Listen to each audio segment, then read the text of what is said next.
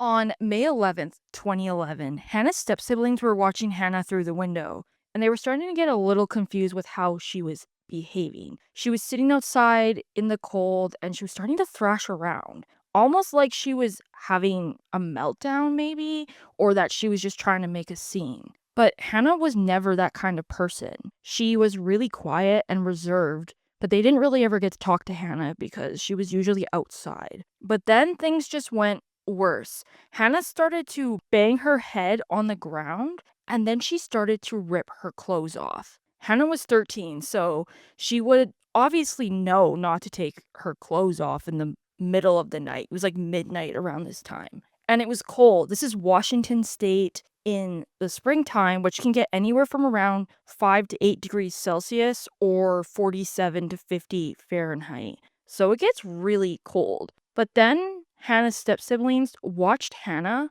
just fall face first into the ground.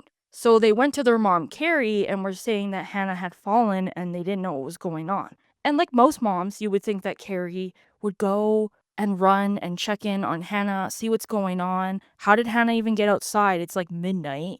But Carrie was already so annoyed with Hannah. She had been so passive aggressive all day, so now what is she doing? But then when Carrie went outside, she saw that Hannah was naked, and now she's even more annoyed. How dare Hannah be naked? It was so crude, it was immoral, it wasn't what she was supposed to be doing. She wasn't being trained right. She was already so annoyed with Hannah's behavior since Hannah had gotten here in the past 3 years. So she went outside and grabbed a bed sheet for Hannah and threw it over Hannah. Then she would go and ask her sons to go and bring her inside. She becomes more annoyed because now she has to go call her husband Larry to come home, and then she needs to go and call 911 and say that her daughter is being rebellious and tried to kill herself. When she finally called, the operator tried to get Carrie to perform mouth to mouth, but Carrie was just so annoyed because Hannah had mud all over her mouth and she just didn't want to do this. She just was so annoyed